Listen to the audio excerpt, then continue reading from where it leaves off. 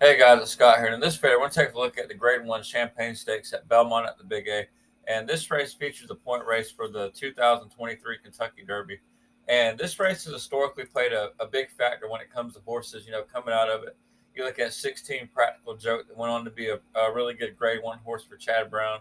Firenze Fire, was a really good sprinter, racing the Kentucky Derby.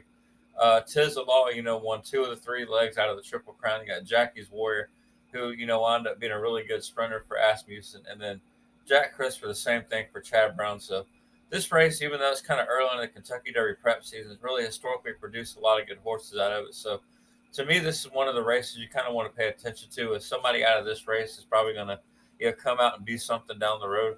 And we're going to take a look at the field. You got Indiama A. Firenze, trained by Kelly Breen. And you got Top Recruit by Michael Maker, Verifying from Brad Cox, Champion's Dream from Danny Gargan, Blazing Sevens from Chad Brown, and Gulfport from Steve Asmussen. So we're going to get to the past performances for this race.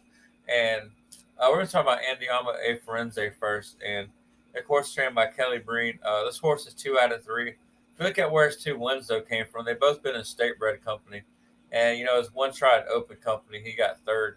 I think this horse, I'm not going to say he doesn't have a chance in this race, but, for me, I'm going to not put my money on him. And I'll tell you why, because in the first 3 races, he was ridden by the Ortiz brothers, Irad twice, Jose once. And you look where the jockeys are, and they're in this race, but Irad's on Top Recruit for Michael Maker, and then Jose Ortiz is down on Gulfport, the number 6 horse. So for me, I don't seeing that both the Ortiz brothers left this horse is kind of a negative in my book. And the fact, his only 2 wins came in state bred. Now he's won the Grade 1 Open Company. So for me, I'm not going to play him. But, if he won the race, I wouldn't be the least bit surprised. And then we're going to talk about Top Recruit, the number 2 horse. And I'm going to play against him too. I don't really see Michael Maker, doing a whole lot when it comes to these 2-year-old races. I mean, he'll win a little bit, but not. I wouldn't say he's a dynamic 2-year-old, stakes race trainer. You don't really see his name at this time of the year too much. And this horse is, he's still got to improve a little bit on the speed figure scale to get up there. He does have pick up the services of Irad Ortiz, the jockey, so that's a positive. The horse I'm really interested in is the 3-horse Verifying from Brad Cox. And yeah, this horse has only raced once, broke his maiden, and the horse only won by a length of 3/4. But I think Brad Cox leaves enough in the tank from the first race to second race where you can see some, big time jumps out of the horses. He thought enough this horse off the maiden win to go ahead and bump him up to a Grade 1, stakes race, and then he picks up the services of Joe Rosario, who's really came into his own as a jockey this year. So for me, this horse kind of intrigues me. I'm not too thrilled about the morning line of 9-5, but he's Brad Cox. You got Joe Rosario, so you're not going to get exactly the best odds, but certainly an intriguing horse. And then you got the Forest Champion's Dream by Danny Gargan, and yeah, he does have Franco on him. I want to play against this horse, and that's going to bring me to number 5. And number 5 is Blazing Sevens, and this might be my semi long shot pick, and I'll go into the reason why. If you look at Chad Brown the last few years, he won in 16 with Practical Joke, 18 with Complexity, and 2021 with Jack Christopher. And kind of the common thing was he bumped him up from the maiden race right up to the Grade 1 Champagne. And but with this one, you have he won the maiden and he raced in the Grade 1 Hopeful. And he's coming off that layoff in July. So you're talking about August, September, near about 2 month layoff. And this might have just been a prep race, if that in a weird way makes sense, into the Champagne Stakes. Is he finished third by 12.